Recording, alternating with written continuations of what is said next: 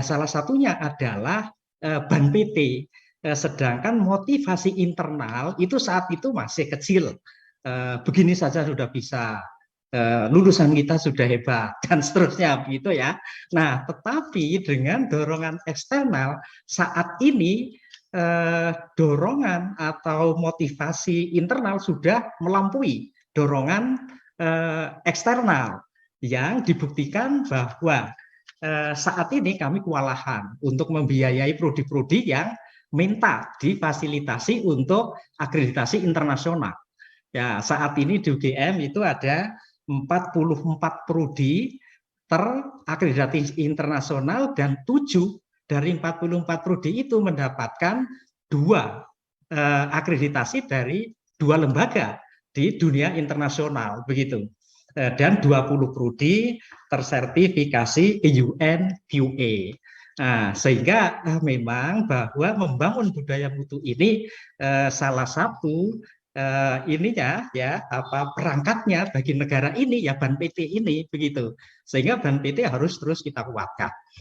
Dan terkait dengan acara hari ini, kemarin saya langsung koordinasi dengan Forum Rektor Indonesia, Pokja Pendidikan.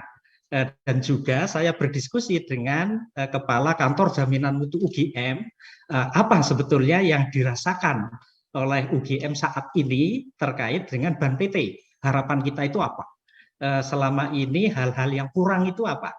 Nah, itu sudah kami list semuanya. Jadi harapan dari Forum Rektor Indonesia dan juga harapan dari UGM. Tadi sudah saya WA-kan ke Mbak Sally. Kalau mau ditampilkan silakan, tapi karena hanya 7 menit mungkin tidak usah saja.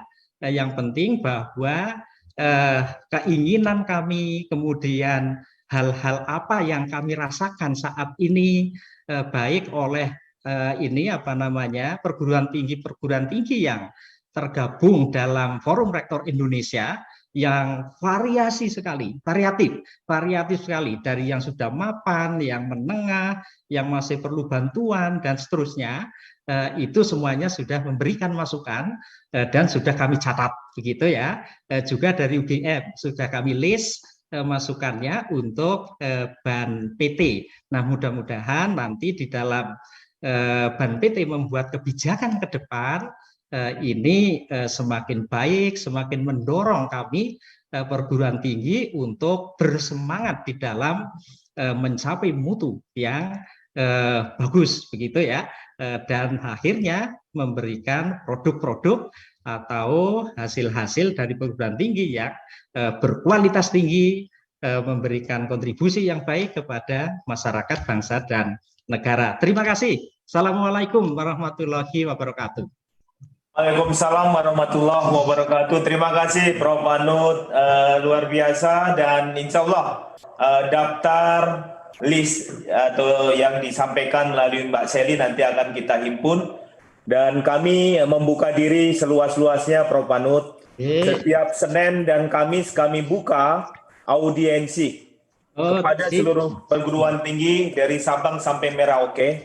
Kami layani, kami selesaikan masalahnya secara online. Tidak ada masalah yang tidak bisa diselesaikan. Insya Allah kita bersama perguruan tinggi. Sekali lagi terima kasih. Sama-sama Prof. Ari. Ya, betul. Dan kami mengundang Rektor IPB. Ini rektor saya ini karena beliau adalah pimpinan IPB sekaligus Ketua ICMI, Profesor Arif Satria. Baik. Kami persilakan Prof. Arif Satria. Baik, terima kasih Prof. Ari. Assalamualaikum warahmatullahi wabarakatuh. Waalaikumsalam warahmatullahi wabarakatuh. Hormati Direktur Eksekutif BAN PT, Majelis dan juga para anggota, serta para pembicara, Ketua FRI, Ketua MRPTNI, dan juga Ketua APTISI, Pak Zainuddin Maliki, dan juga Pak Fasli, dan Pak Dirjen, dan hadirin sekalian yang berbahagia. Jadi saya akan memberikan catatan singkat saja. Yang pertama adalah, ini kan tadi Pak Budi Aptisi sudah sangat bagus sekali menurut saya, sangat visioner ya. Kita perlu benar-benar mencermati tren masa depan.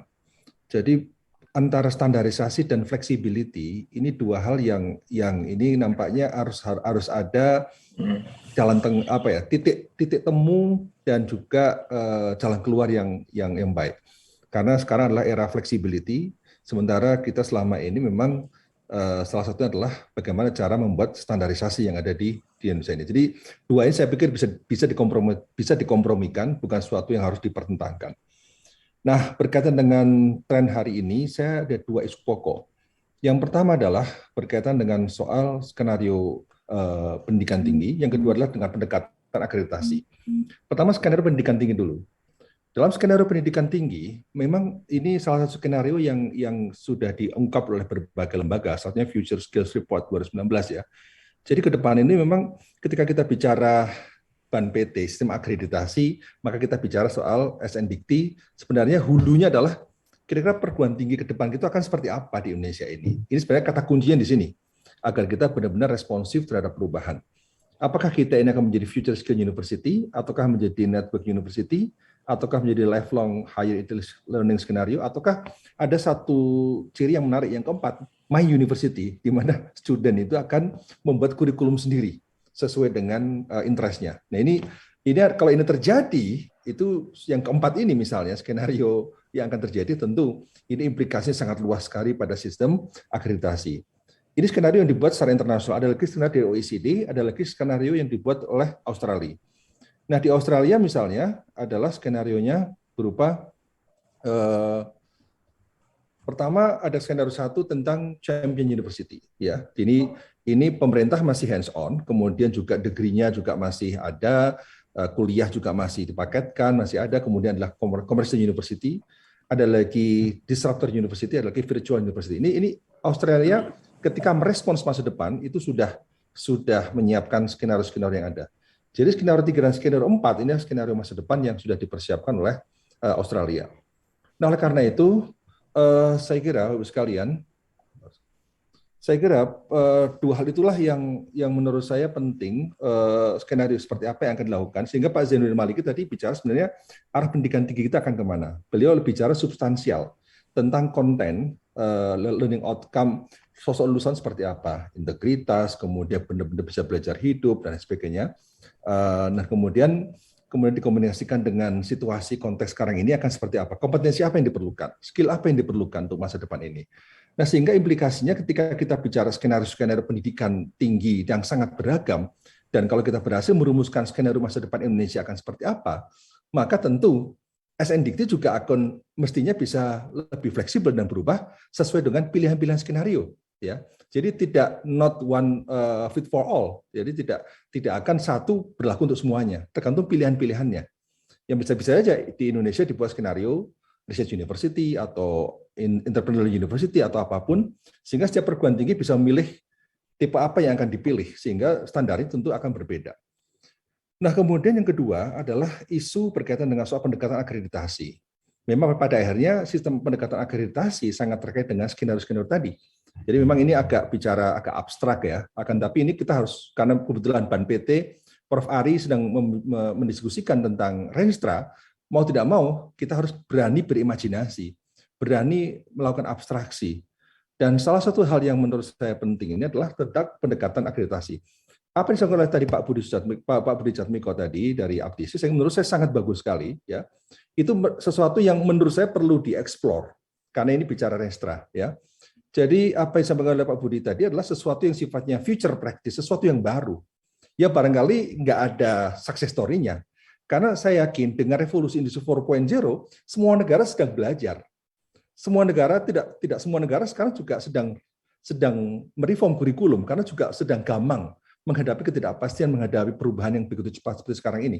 Jadi sesuatu yang future practice bisa saja Indonesia kalau kita bisa leading, karena negara lain juga sedang belajar tentang apa itu blockchain. Ya, blockchain aplikasi selama ini untuk pangan, untuk produk-produk kehutanan, untuk macam-macam sudah mulai berkembang ya. Itu pun negara-negara di dunia ini sedang belajar itu. Kebetulan saya dengan EU banyak bekerjasama berkaitan dengan soal aplikasi blockchain untuk pertanian misalnya. Ya. Tapi sekarang bagaimana aplikasi blockchain untuk akreditasi itu menarik sesuatu. Menurut saya ini perlu ada sesi khusus ya, mengeksplor imajinasi abstraksi dan rencana jangka panjang yang perlu kita pikirkan.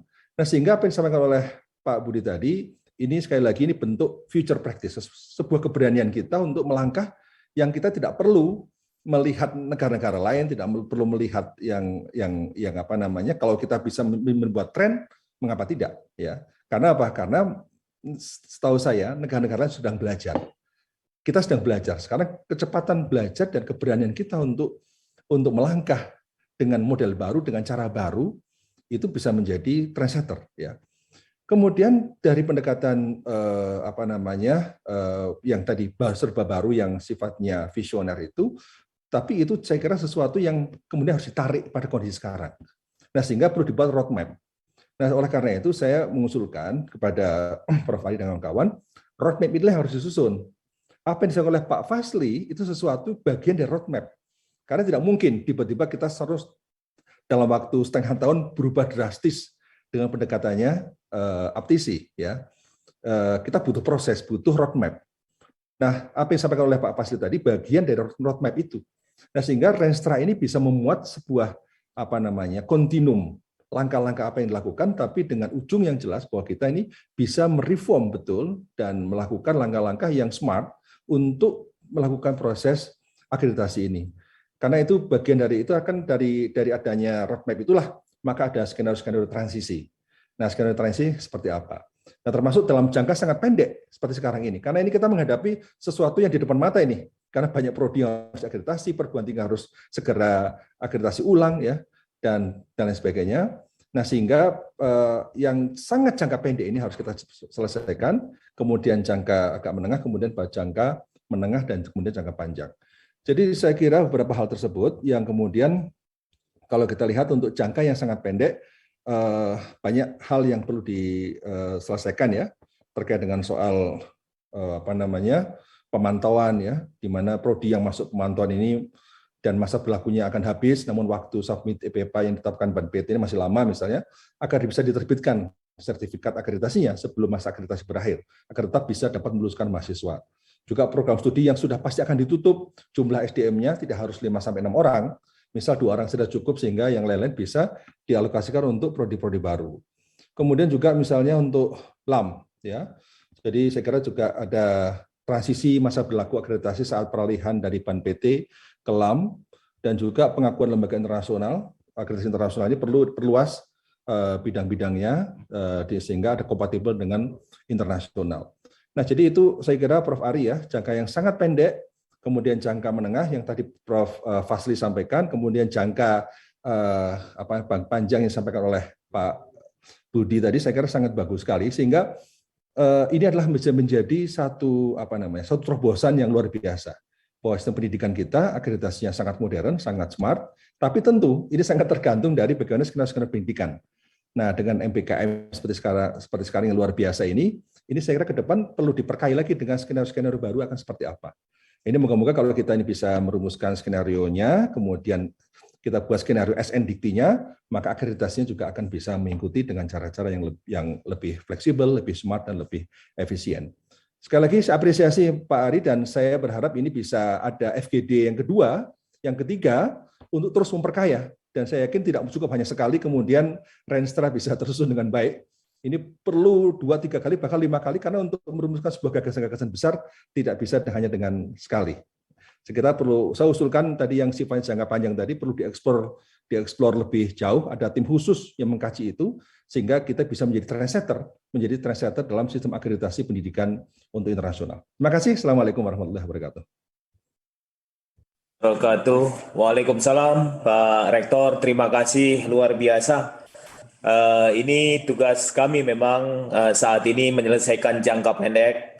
Jangka pendek itu masa transisi yang saya yakin juga akan menimbulkan mudah-mudahan tidak gejolak besar, tetapi memang perubahan aturan, perubahan kebijakan biasanya memang diikuti dengan hal-hal yang terkadang mengkhawatirkan, tetapi insya Allah kita akan selesaikan ini di jangka pendek ini. Dan jangka menengah nanti, karena kami bekerja mungkin hanya selesai jangka menengah, tetapi tadi saran roadmap memang nanti akan kami masukkan di dalam renstra kami. Blockchain termasuk digitalisasi itu secara lengkap, mudah-mudahan itu kita akan memberikan progresnya dengan roadmap tersebut.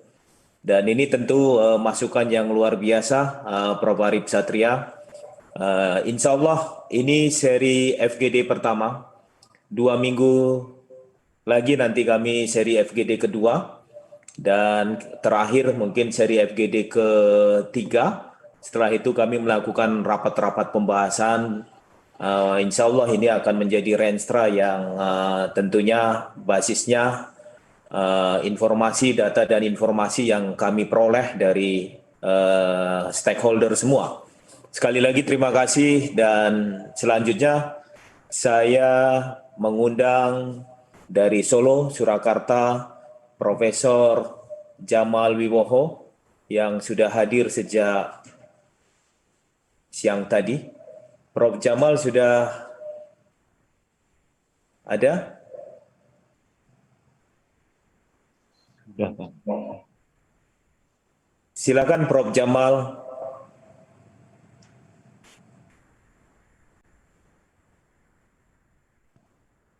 Assalamualaikum Prof. Jamal.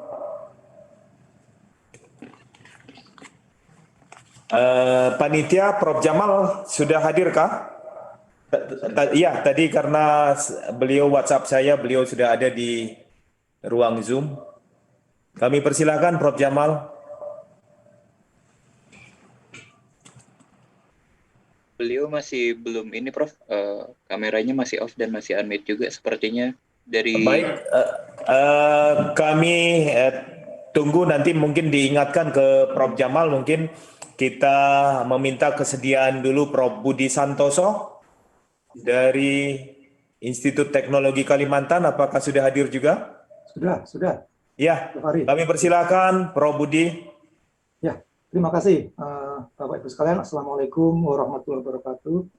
Waalaikumsalam. Selamat sore, salam sejahtera untuk kita semua. Yang terhormat Prof. Ari Purbayanto dari Ban PT, Bapak-bapak narasumber dan juga rekan-rekan di forum rektor dan juga para penanggap, ada Prof. Panut, Prof. Arif Satria, kemudian ada tadi Prof. Fasli Jalal, Prof. Nazazi, ya saya juga yang saya kenal. Terima kasih kesempatannya Prof. Ari atas diundangnya saya dalam acara ini. Saya bangga ini mewakili Satker. Jadi saya mungkin akan lebih banyak menyuarakan PTN Satker ya, atau mungkin PTS kecil gitu ya. Saya kuliah di ITB, kemudian jadi dosen di ITS, kemudian sekarang rektor di ITK.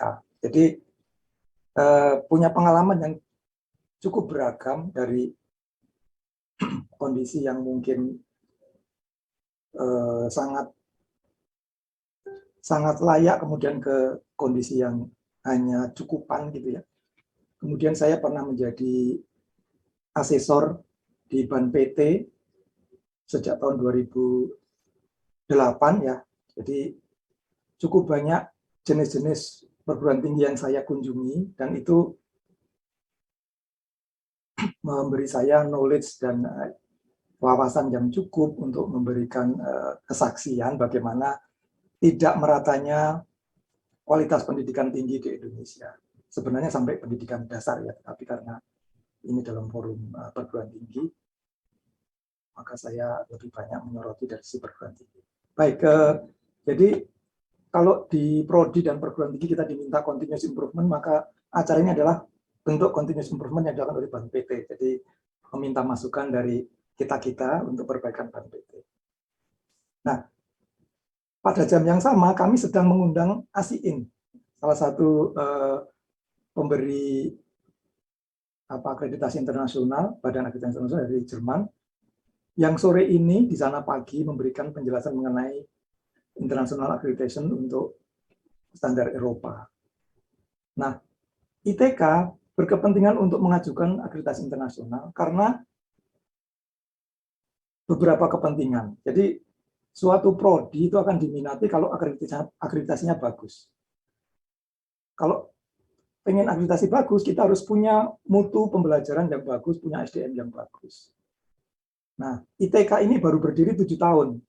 Dosennya kebanyakan masih S2, kemudian hanya beberapa orang yang lektor. Yang lain masih asisten ahli. Yang doktor baru 6 orang. Nah, salah satu standar dalam kriteria akreditasi adalah mutu SDM, yaitu dosen. Di sana ditanya berapa yang lektor kepala, berapa yang guru besar. Nah, itu sudah kita bermain pada level playing field yang berbeda. Kita perguruan tinggi baru, ditanya berapa doktornya, berapa yang lektor kepala, berapa yang guru besar. Nah, karena alasan seperti itu, kita tidak akan bisa mengejar akreditasi yang bagus. Akhirnya kami berniat untuk mengajukan akreditasi internasional. Kami berharap bahwa nasib kami akan sedikit lebih bagus kalau ikut akreditasi internasional daripada ikut BAN PT atau LAM PT. Nah, jadi dari pengalaman saya ketika Teknik Industri ITS mengajukan akreditasi ABET, itu tidak ada pertanyaan mengenai berapa dosen yang lektor kepala, berapa dosen yang profesor, berapa dosen yang bergelar S3, tidak ada. Jadi yang dilihat benar-benar adalah mutu pembelajaran, kemudian continuous improvement yang kita buat. Nah, di BAN PT maupun LAM itu selalu ditanya berapa jumlah dosen yang lektor kepala, yang guru besar, yang S3, ya. Dan itu akan membuat perguruan tinggi negeri kecil yang baru berdiri atau PTS-PTS kecil sudah kalah di awal. Saya kira hal seperti ini bisa diminimalisir dalam kriteria penilaian akreditasi BAN PT. Mungkin penilaian akan lebih bagus dilihat dari mutu pembelajaran, ya, mutu pembelajaran, kemudian outputnya seperti apa. Jadi kalau menilai dosen bukan dari dia gelarnya S3 atau lektor kepala, tapi berapa publikasinya, ya, berapa jumlah penelitian yang dihasilkan, berapa dana penelitian yang dibawa. Ya, saya kira itu akan lebih fair. Kemudian juga di kriteria BAN PT ditanya misalkan fasilitas lab yang dipunyai, yang menyewa dan yang dipunyai. Ya. Saya punya cerita bagus nih dari MIT, itu tidak punya peralatan sendiri. Perguruan tinggi sebesar MIT ternyata peralatan labnya itu menyewa. Nah, di kriteria fasilitas itu ditanya,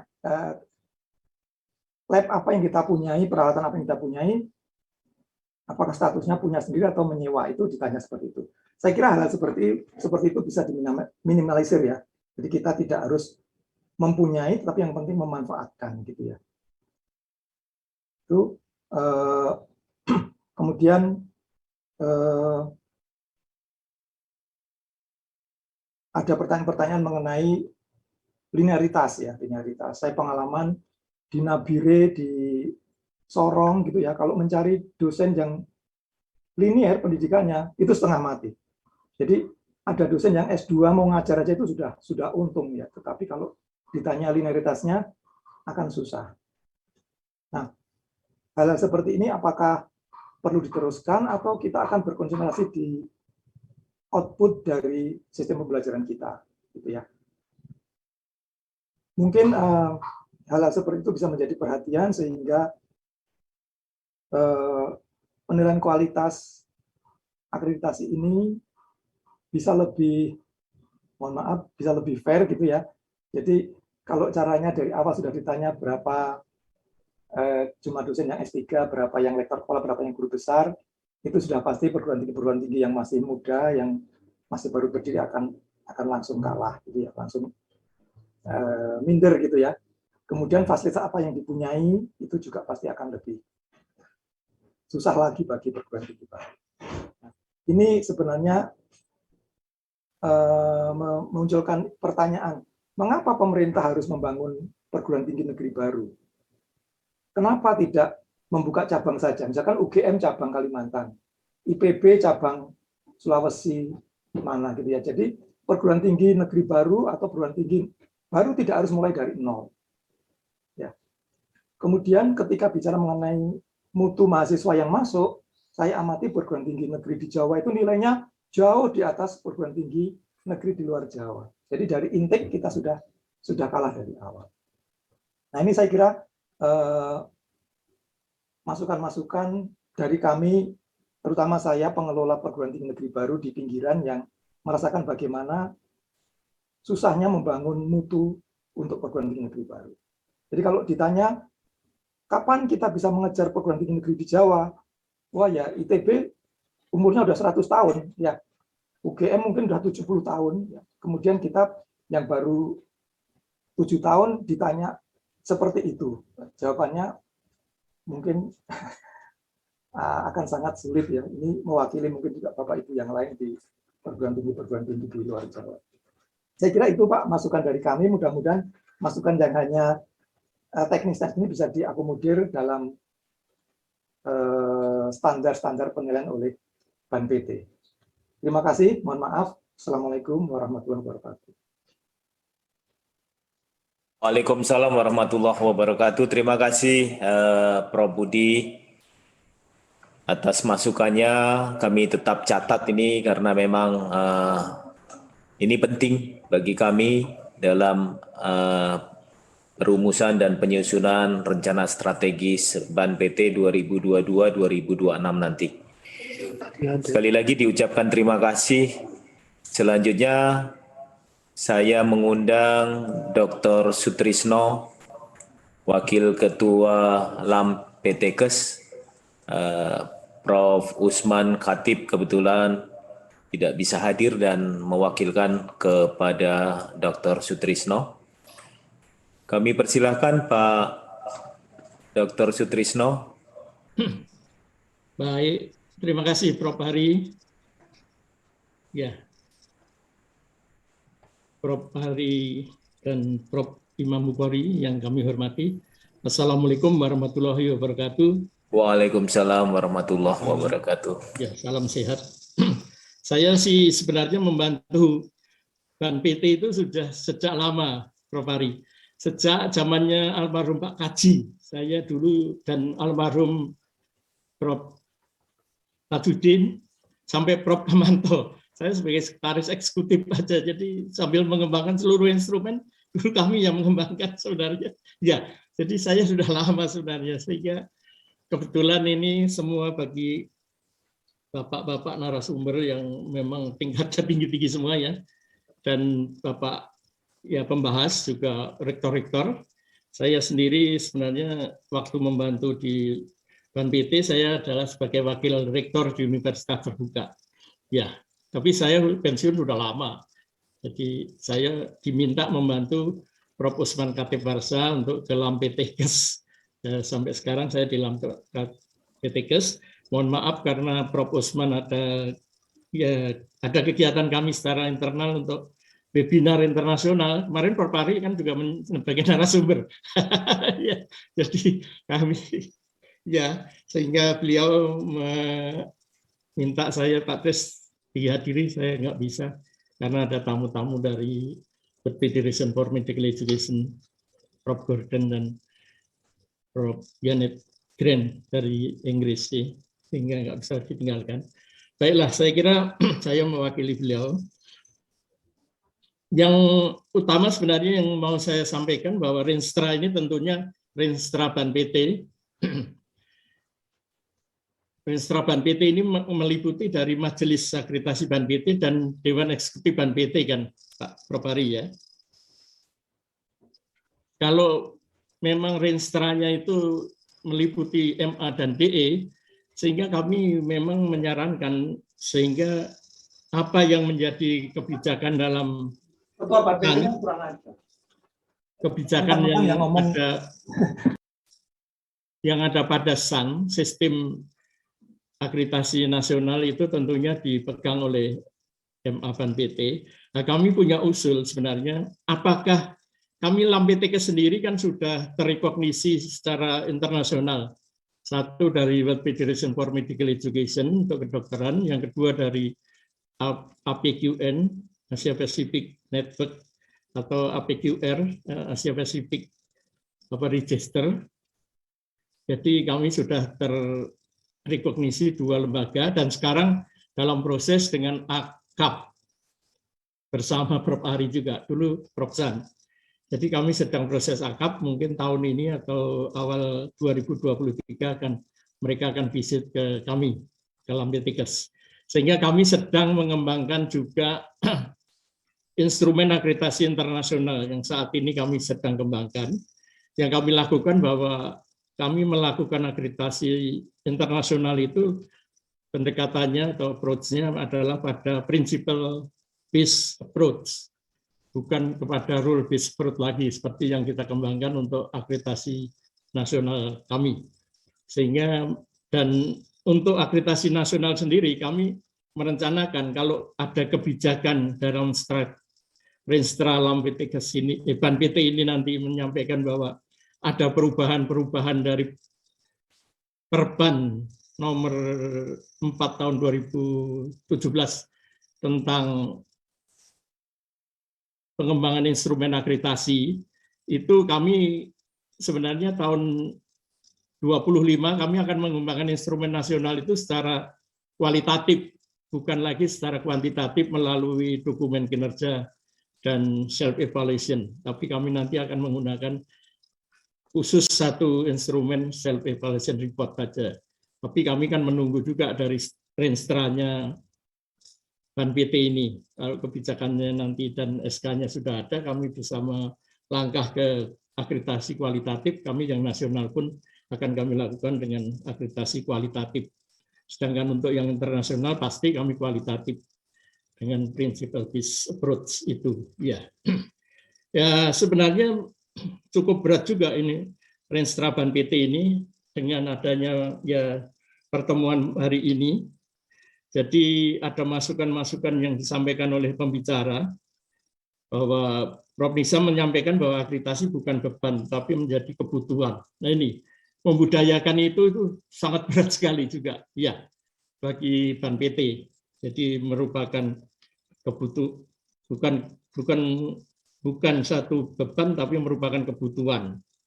Juga tentang reproportioning dengan adanya lam-lam baru untuk DE yang akan membagi tugas-tugas lam-lam baru untuk akreditasi program studi. Tentunya tadi juga disampaikan oleh Prof. Fasli Jalal, tentunya itu akan diselesaikan secara tuntas dulu, baru nanti di Ban PT bisa melakukan akreditasi secara secara berkesinambungan dan secara baik, karena ada sekitar 4.500 perguruan tinggi, sebulannya tadi dihitung sekitar 900 tugas Prof. Ari. Itu. Tapi kesulitan yang kami dengar memang ada kesulitan pembiayaan dari pemerintah, yaitu bagaimana yang harus, sehingga Prof.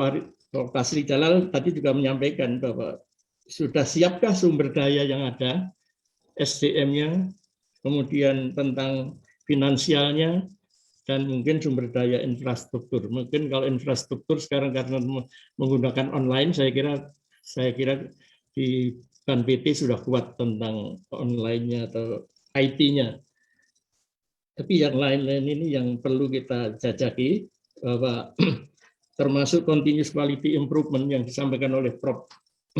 Fasli Jalal, ini juga mestinya harus ada di Renstra Ban PT yang untuk memudayakan tentang sistem penjaminan mutu. Ini sangat penting.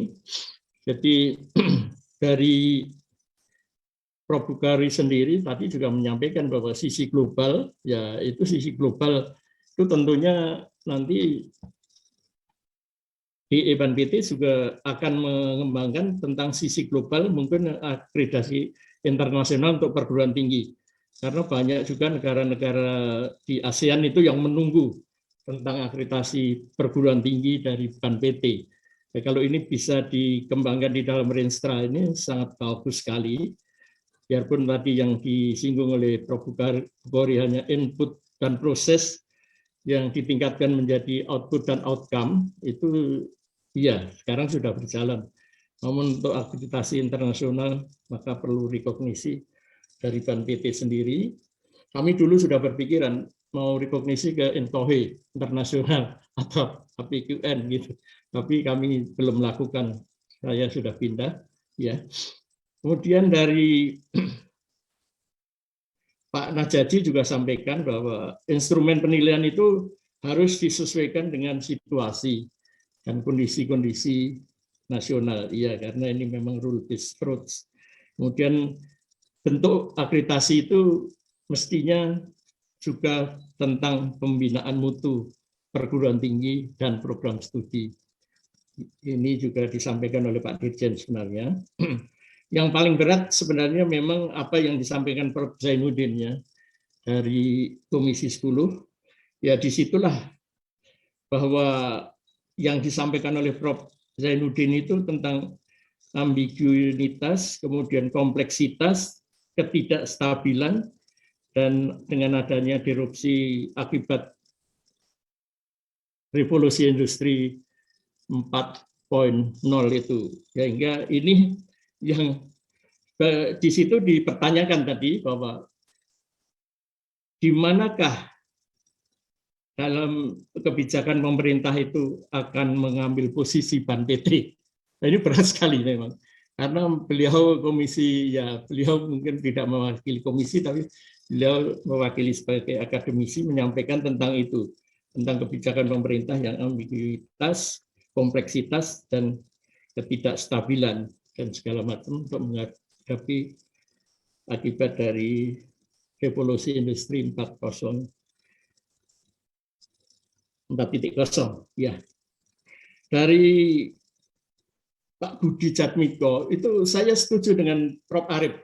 Sebenarnya bagus sekali apa yang disampaikan oleh Pak Budi Jatmiko. Itulah yang akan kita tuju sebagai negara maju ke depan, memang itu. Namun sekarang itu perlu waktu. Jadi kita perlu waktu untuk menyiapkan segala sesuatunya tentang blockchain itu. Ya memang arahnya hampir semua sektor di negara kita harusnya ke arah itu. Namun itu sangat perlu waktu. Mungkin di dalam Renstra ini masih disinggung tentang ya kedepannya sebagai sebagai suatu ancang-ancang untuk ke arah itu, silakan, atau memang Ban PT sudah memiliki suatu kemampuan untuk menjalankan itu sebagian kecil dari apa yang dikatakan oleh Pak Budi tentang blockchain itu. Saya kira itu aja yang bisa kami sampaikan, Prof. Hari. Terima kasih. Assalamualaikum warahmatullahi wabarakatuh. Waalaikumsalam wabarakatuh. Terima kasih Pak Sutrisno. Saya teringat dengan Bapak ketika bersama Prof. Tajudin. Ya. Saya waktu itu direkrut asesor tahun 2007, jadi luar biasa senior kami, dan insya Allah apa yang disampaikan tadi menjadi catatan kita untuk terus berupaya menyempurnakan instrumen. Tadi juga kalau Prof. Arif Satria menyampaikan harus banyak varian instrumennya, pasti kalau semakin banyak varian instrumennya itu luar biasa juga, karena yang ditangani Ban PT saat ini kan 38.600 program studi, dan yang baru diserahkan ke LAM itu 1031, belum ada apa-apanya itu. Jadi kalau kita hanya mengakreditasi perguruan tinggi, mungkin kita akan sangat fokus, instrumennya pun bisa bervariasi, karena memang beban terberat program studi. Lantas kalaupun akan dibentuk LAM, akan berapa ratus LAM lagi untuk menangani sisanya 37.000 program studi. Dan ini yang luar biasa menjadi challenge juga buat kami, Pak Sutrisno. Terima kasih atas dukungannya. Kami masih ada satu lagi pembahas yang jauh dari Surakarta. Beliau tadi harus tampil di KPK dan insya Allah sudah siap. Di sini kami mengundang Profesor Jamal Wiwoho dari Universitas 11 Maret Surakarta, dan beliau juga Ketua MRPTN.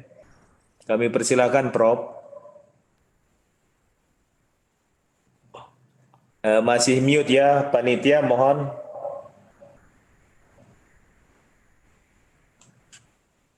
Panitia mohon masih mute Prof. Jamal. Sudah dibuka, Pak?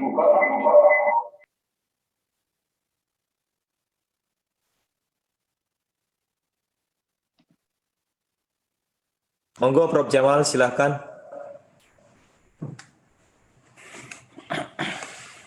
Kok nggak ada suaranya? Dia sudah ngomong.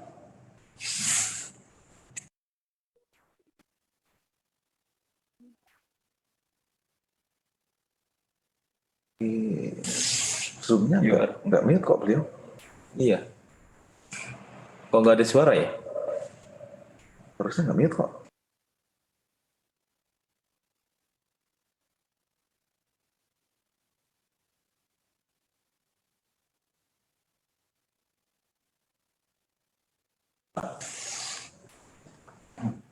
Mana ya? Ini nggak kok dari Zoom-nya nggak, beliau tidak di mute kok. Iya di Zoom kami unmute Prof. Mungkin di device Prof. Jamal. Baik. Sekarang Iya sudah. Baik sudah ada. Silakan Prof. Baik, terima kasih Prof. Ari. Saya mohon maaf tadi berseberangan di komputer saya ada acara dengan KPK.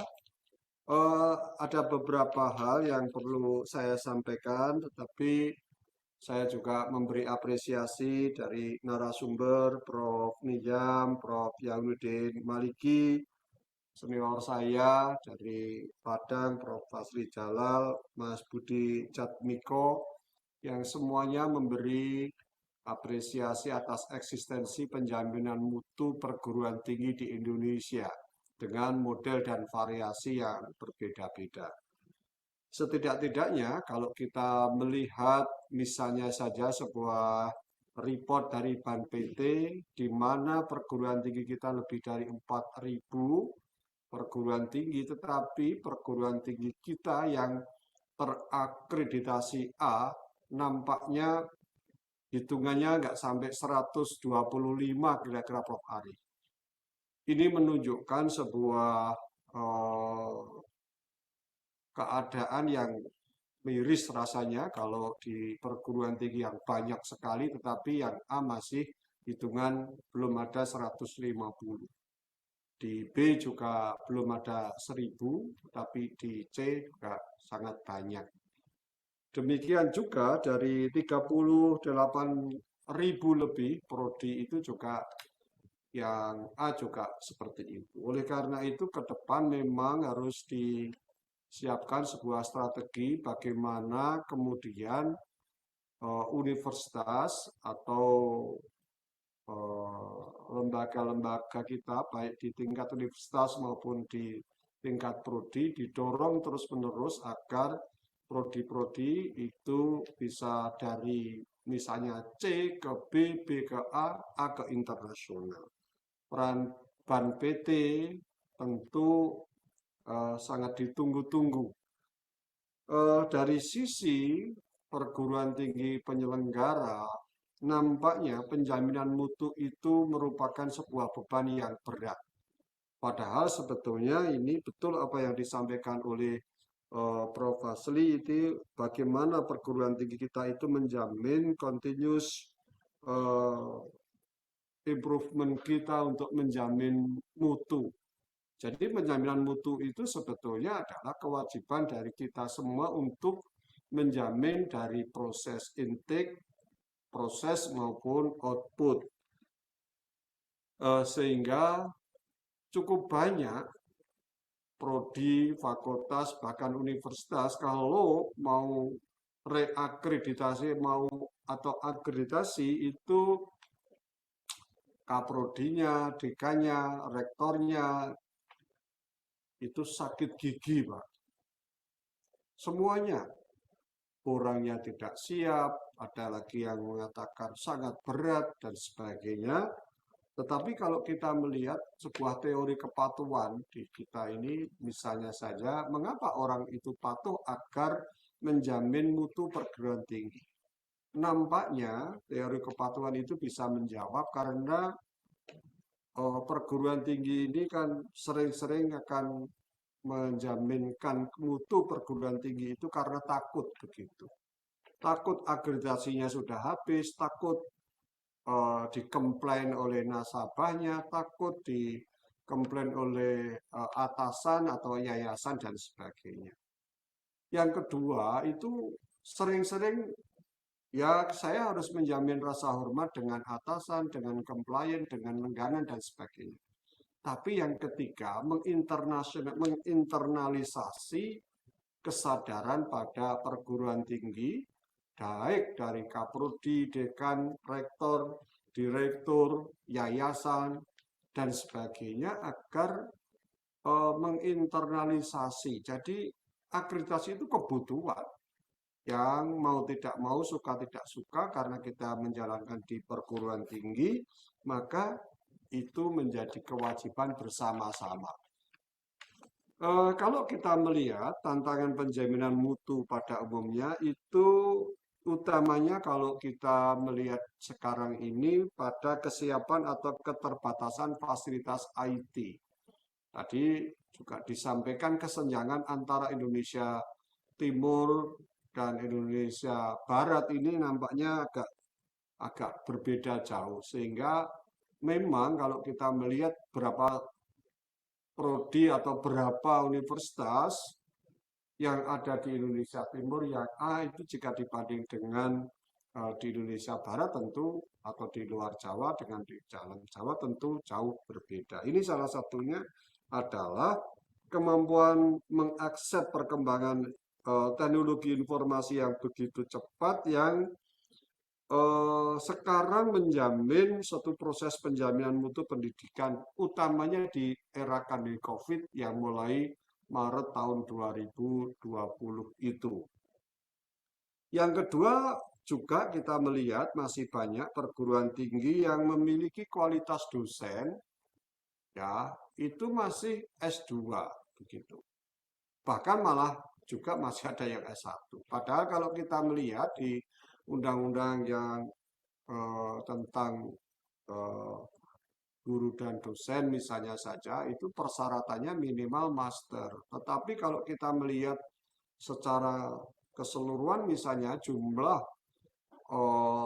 tenaga kependidikan secara overall dosen itu yang doktor saya rasa masih di bawah 20%. Artinya ini juga masih jauh dari harapan kita.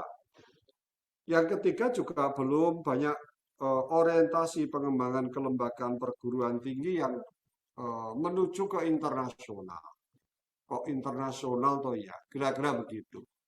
Ban PT yang harus disesuaikan atau kriteria-kriteria yang diberikan atau yang disodorkan oleh Ban PT dengan 9 kriteria saja, sangat banyak perguruan tinggi yang sangat merasa berat dengan kriteria-kriteria baru setelah 7 kriteria menjadi 9 kriteria itu. Tentu secara eksternal kalau kita melihat kemudian penjaminan mutu di Ban PT misalnya saja, ini cukup banyaknya perguruan tinggi yang membuka prodi-prodi yang marak. Ya, sementara kalau kita lihat alokasi APBN itu sedikit. Ini juga menjadi masalah. Di samping dengan beralihnya proses pengelolaan akreditasi dari Ban PT ke LAM. Ini 5 LAM yang sudah ada ini, rata-rata yang akan melakukan akreditasi di LAM PT itu mengeluhkan tentang besarannya atau besaran biaya yang harus dikeluarkan. Bahkan, mohon maaf, ada orang yang berpendapat, kok banyak LAM itu apa? Pengen karena peran serta negara itu berkurang dalam sisi pembiayaan. Kemudian diserahkan kepada mereka-mereka yang akan melakukan akreditasi. Saya berharap ini tidak terjadi karena LAM dalam konteks ini memang kita berharap betul-betul akreditasi yang dilakukan oleh rumpun ilmu yang sangat spesifik itu akan menghasilkan sebuah jaminan mutu pendidikan yang lebih baik. Juga adanya sistem integrasi dan sinkronisasi ya tata kelola data, baik itu yang ada di PDDikti, Ban PT, dan perguruan tinggi yang selama ini sering-sering tidak sinkron. Hari-hari ini di perguruan tinggi negeri ini hampir semua rektor, dekan, dan sebagainya ini pusing tujuh keliling karena mau mengupload komponen-komponen dari indikator kinerja utama atau 8 indikator kinerja utama, di mana sering-sering data-datanya antara Sister, Dikti, kemudian Semkerma, dan sebagainya, itu tidak cocok. Dan ini nampaknya ini problem yang tidak mudah untuk segera ditangani bersama-sama. Yang keempat, ya ini diperlukan sebuah pendampingan dan pengembangan kualitas SDM asesor Ban PT yang dapat mendampingi, mengarahkan, dan meningkatkan mutu perguruan tinggi. Sekali lagi saya menyampaikan bahwa ya kalau mau ada akreditasi itu setengah tahun makin dekat dengan visitasi, nampaknya sakit gigi dan sakit kepala para pimpinan ini menambah atau tambah terus-menerus. Terakhir, saya sangat berharap ada kebijakan-kebijakan yang selaras antara Ban PT, LAM, dan lembaga akreditasi internasional, misalnya saja APET, APES, dan sebagainya, yang mohon maaf, manakala kemudian kita ini membuat sebuah kebijakan-kebijakan tidak mindon gaweni kira-kira, tidak kemudian sangat berbeda antara Ban PT, LAM, dan akreditasi nasional. Termasuk di dalamnya memang juga kami berharap ada keselarasan dengan parameter-parameter kinerja yang sudah ditetapkan oleh Kementerian Pendidikan, Kebudayaan, Riset, dan Teknologi sesuai dengan Permendikbud Ristek nomor 754 tahun 2020. Saya mengapresiasi manakala langkah-langkah yang bisa dilakukan ke depannya adalah sebuah strategi yang dilakukan oleh atau diajukan alternatif oleh Mas Budi Jatmiko tadi, Blood Camp. Namun demikian, tentu ini sebuah mimpi besar yang bisa kita harapkan bisa ke depan semakin dekat, walaupun 3 permasalahan itu akan nampak di depan kita. Setidak-tidaknya adalah infrastruktur yang harus dipersiapkan dengan baik, di mana IT menjadi juru kunci, juru selamat untuk mewujudkan itu. Kemudian SDM juga harus disiapkan agar tidak gagap dan tidak terengah-engah untuk mengikuti perkembangan-perkembangan kekinian. Dan yang terakhir tentu dana yang boleh dikatakan dananya tidak sedikit. Dan ini semua sebetulnya masalah dana itu ada masalah yang klasik bagi para pengelola di perguruan tinggi. Baik itu di perguruan tinggi negeri maupun perguruan tinggi swasta. Demikian, terima kasih Prof. Ari, saya sudah diberikan kesempatan dan mohon maaf kalau ada kekurangan dan kesalahan dalam usulan kami. Terima kasih. Wassalamualaikum warahmatullahi wabarakatuh. Waalaikumsalam warahmatullahi wabarakatuh. Terima kasih Prof. Jamal Wiwoho yang sudah menyempatkan waktunya dari KPK. Di KPK pasti lebih pusing dibanding menghadapi akreditasi. Nah, itu kalau menyangkut kasus KPK.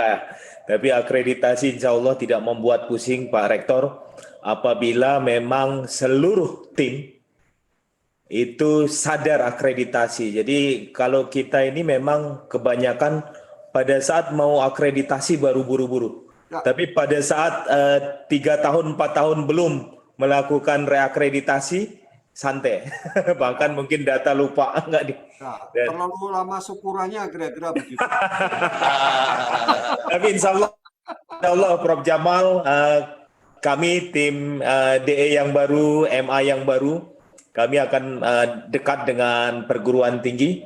Berbagai masalah nanti insya Allah bisa kita pecahkan dengan selesaikan dengan cepat, dan kami selalu membuka ruang untuk dialog setiap hari Senin kepada seluruh perguruan tinggi program studi yang ingin dialog menyelesaikan masalah. Kami buka ruang itu untuk diskusi secara online, dan juga hari Kamis tengah hari kita juga berikan waktu itu. Bapak dan Ibu yang hadir di sini, yang masih bertahan di ruang Zoom maupun YouTube, karena waktu membatasi kita, tentu saya tidak bisa memperpanjang diskusi. Namun berbagai pertanyaan yang disampaikan akan kami tampung. Kemudian pertanyaan teknis terkait akreditasi akan kami berikan jawaban melalui email atau melalui kontak yang ada. Nanti kalaupun nanti pertanyaannya bersifat umum, akan kami sampaikan melalui Q&A di laman Ban PT kita. Karena waktu juga sudah membatasi kita, sudah lewat 10 menit dari jam 5. Sekali lagi kami menyampaikan terima kasih dan penghargaan setinggi-tingginya kepada pembicara, kepada seluruh pembahas. Sekali lagi, insya Allah ini menjadi bahan masukan kami dalam merumuskan Renstra Ban PT 2022-2026. Dan ini bukan yang terakhir pertemuan ini, kami masih ada FGD yang kedua dan ketiga. Mungkin nanti di FGD kedua kita akan lebih banyak memberikan porsi dialog. Kemudian FGD yang ketiga juga, dan insya Allah kami akan mengundang Bapak Ibu untuk ikut hadir, berpartisipasi, menyampaikan pendapat. Sekali lagi terima kasih, dan saya akhiri. Wabillahi taufik wal hidayah. Wassalamualaikum untuk sesi ini, sesi pemaparan materi dan sesi pembahasan. Kita masih ada untuk penutupan yang nanti akan disampaikan oleh Sekretaris Dewan Eksekutif, dan saya kembalikan ruang dan waktu kepada pembawa acara Dr. Adi Susanto. Sekali lagi terima kasih. Baik, terima kasih banyak Prof. Ari Purbayanto yang telah memimpin sesi pemaparan dari narasumber, kemudian diskusi dan pembahasan. Karena keterbatasan waktu, mohon maaf sesi diskusi bagi seluruh peserta ditiadakan. Berikutnya adalah apresiasi sekaligus penutupan kegiatan curah gagasan yang dalam hal ini akan disampaikan oleh Sekretaris Dewan Eksekutif Ban PT Dr. Cokorde Walmiki Samadi. Kepada Bapak Cokorde, waktu dan ruang dipersilakan. Iya, baik, terima kasih Pak Adi. Mungkin langsung saja saya minta rekan-rekan staf kami untuk menayangkan. Ini mungkin hanya sekedar tanda penghargaan saja dari kami, sesuatu yang tanda kenang-kenangan kecil saja atas partisipasi rekan-rekan semuanya, bapak-bapak dan juga para narasumber hari ini. Ini mungkin saya bacakan saja satu persatu barangkali ya, biar lebih enak begitu. Ini yang pertama kepada Bapak Profesor Zainuddin Maliki sebagai narasumber. Terima kasih sekali lagi atas partisipasi Bapak. Next. Kemudian kepada Bapak Dr. Budi Jatmiko mewakili Aptisi juga terima kasih. Berikutnya. Kemudian bagi Bapak Profesor Fasli Jalal, terima kasih sebagai narasumber. Berikutnya. Berikutnya kepada Profesor Panut Mulyono juga terima kasih atas partisipasi dan kesediaan waktunya sebagai narasumber. Silakan berikutnya kepada Bapak Profesor Arif Satria sebagai narasumber. Silakan. Berikutnya kepada Bapak Profesor Jamal Wibowo juga sebagai narasumber kami pada acara sore ini. Sudah? Masih ada? Oke, kepada Bapak Profesor Budi Santosa sebagai narasumber. Dan berikutnya, ini terakhir ya, kepada Bapak Dr. Sutrisno sebagai narasumber juga. Jadi terima kasih atas kesediaan Bapak-Bapak, ini kebetulan tidak ada ibu-ibunya. Sekali lagi atas kesediaan sebagai narasumber memberikan curah pendapat dan seperti yang disampaikan Bapak Direktur, semuanya kami tampung dan akan kami olah. Dan karena memang masukan hari ini cukup banyak, maka kami pun juga perlu waktu untuk bisa mengolah dengan baik. Baik, sekian saja dari saya dan saya kembalikan kepada Mas MC. Silakan Pak Adi. Baik, terima kasih Pak Sekretaris Dewan Eksekutif BAN-PT. Bapak Ibu narasumber, tamu undangan yang berbahagia, demikianlah seluruh rangkaian kegiatan curah gagasan pentingnya penyaminan mutu eksternal, tantangan dan harapan terhadap BAN-PT. Saya sebagai pembawa acara mewakili seluruh panitia yang bertugas. Mohon maaf atas segala kekurangan dan kehilafan dalam penyelenggaraan acara. Terima kasih sekali lagi kami sampaikan kepada seluruh narasumber, tamu undangan dan peserta atas partisipasi, saran dan gagasan yang telah diberikan. Sampai bertemu di curah gagasan berikutnya dengan tema strategi pengelolaan kelembagaan untuk akselerasi ekonomi BAN-PT. Sekali lagi terima kasih. Saya undur diri. Assalamualaikum warahmatullahi wabarakatuh. Waalaikumsalam warahmatullahi wabarakatuh. Terima kasih. Meninggalkan ruang dulu. Salam sehat. Terima kasih semuanya, izin live. Assalamualaikum. Terima kasih. Waalaikumsalam. Terima kasih Prof. Imam. Alhamdulillah.